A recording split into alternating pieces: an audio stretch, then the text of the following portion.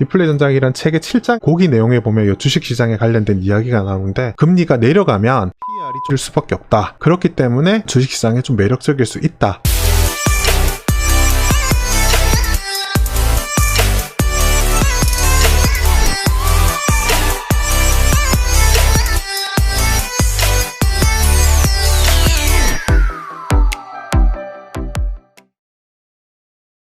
오늘 아침에 신과 함께에서도 이 내용을 하더라고요. 저는 이제 제 채널의 정체성에 맞게 투자에 관련된 이야기를 좀 드리려고 이제 홍 박사님이 쓰셨고요.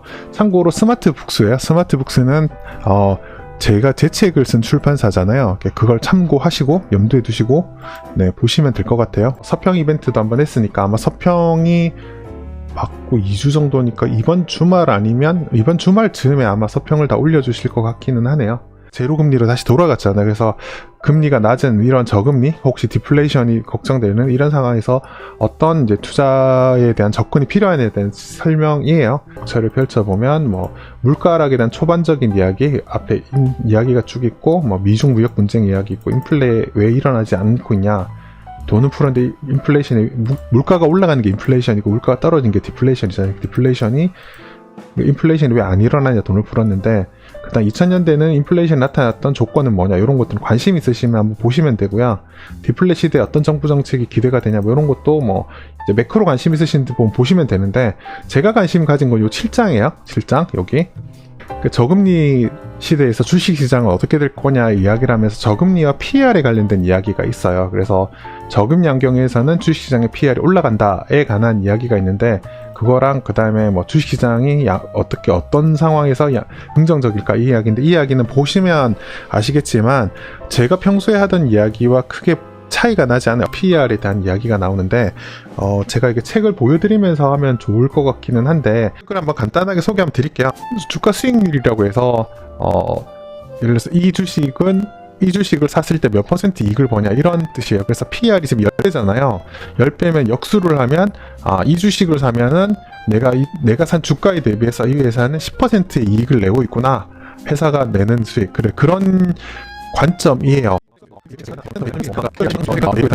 노이즈가 좀 끊기네요. 이게 CPU가 못 버티니까 아마 음성 처리가 실시간으로 잘 안 되는 것 같아요. 그래서 아까 이야기한 게 뭐냐면, 그 PER의 역수라는 게 내가 이 주식을 샀을 때 얼마만큼 몇 퍼센트 이익을 내냐 회사가 라는 뜻이기 때문에, 그거는 어떻게 보면 배당 수익률이랑 비슷해요. 그래서 번 돈을 모두 배당을 다 주면 그것 자체가 배당 수익률이에요. 예를 들어서 PER이 5배잖아요. PER이 5배인 회사는 주가 수익률이 5분의 1이니까 20%예요. 그러니까 내가 이 주식을 사면 20% 이익을 회사가 벌고 있는 거예요. 내 산 주식의 가격에 비해서. 하고 PER이 20배 같은 경우면 20분의 1이니까 5%잖아요. 그러니까 5% 이익을 내고 있다라는 거, 좀 비싼 비용을 지불하고 이제 이 주식을 산 거죠. 그렇게 되는 거라서. 근데 그렇게 번 돈을 모두 다 배당을 다 준다고 한다면 그 퍼센트 자체가 배당 수익률인 거예요. 그러니까 여러분들은 배당 수익률을 보는 입장에서 제 책을 다 읽었기 때문에 국제시가 배당률이라는 개념을 알아요. 그래서 이게 금리가 낮으면 낮을수록 그 배당 수익률의 매력이 높아진다라는 걸 알잖아요. 마찬가지 개념으로 PER이라는 것 자체는 PER인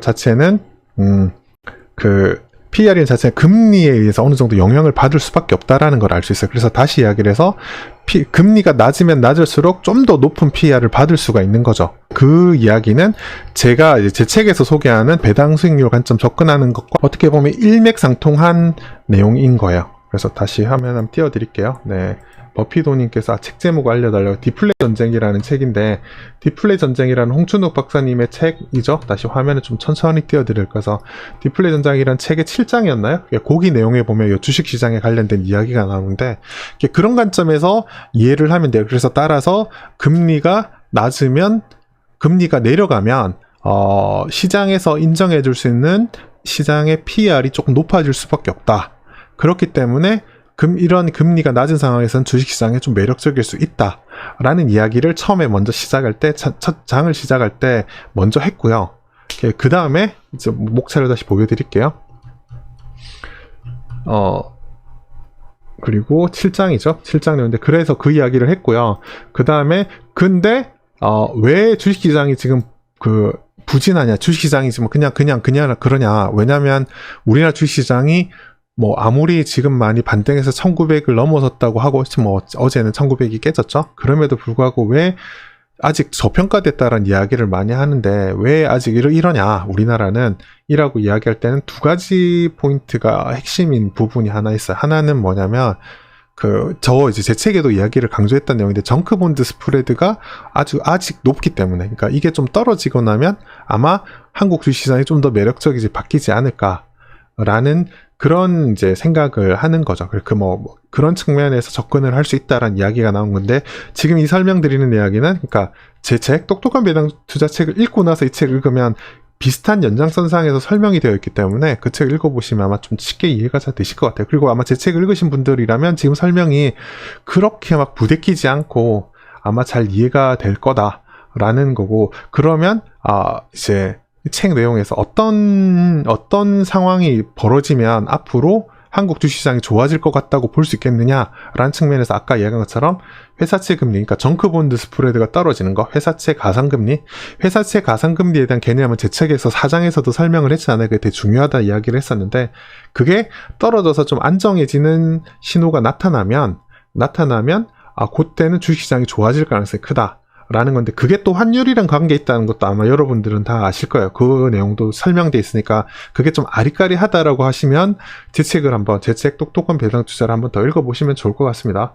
그런 측면이 하나 있고, 두 번째는 재정부양책 있잖아요. 우리나라에서 시장은 재정부양책, 요게 좀 적극적으로 시행될 때 된다 라는 거죠. 그래서 보통 이게 국가별로 금리를 낮추는 거랑, 그 다음에 재정부양책 같은 거 있잖아요. 뭐 2009년, 2010년 같은 경우는, 중국 같은 경우는 뭐 가전하향 뭐 이런 식으로 그런 게 있었거든요. 그래서 소비를 촉진시키고 정부 지출을 좀 보조금을 준다거나, 정부가 뭐 인프라 사업을 한다거나 이렇게 하면서 경기를 좀 부양하는 정책을 펴는데, 그게 나오는 게 되게 중요하다. 그래서 그 두 가지가 생기면 주식시장이 우호적으로 갈 가능성이 굉장히 높다 라는 측면이니까, 요 이야기도 이제 참고를 하시면 될 것 같아요. 그래서 주식시장 관련된 이야기가 이렇게 잘 나와 있으니까. 그리고 뭐 뒤에 보면 한 걸음 더 이야기 있잖아요. 한 걸음 더 해보면 화면에 보시면은 금리가 떨어질 때 어떤 주식에 투자할까라는 이야기가 있는데, 요것도 마찬가지로 뭐 우리가 쉽게 이야기할 때 가치주냐 성장주냐라고 이야기할 때 성장주가 좀 더 좋은 성과를 보일 수 있다라는 건데, 뭐 그 이야기는 스타일 투자 전략, 뭐, 요런 책 있잖아요. 최근에 번역된, 이제 그런 책들의 내용을 보면, 오히려 금리가 낮을 때, 성장주 스타일이 더 잘 나갈 수 있다. 그런 이야기를 하는 거니까, 그러니까 배당주 관점에서 이야기하면, 일반 고배당주보다 배당 성장주가 금리가 낮은 상황에서 더 잘 나갈 수 있다라는 이야기가 있는 거고요.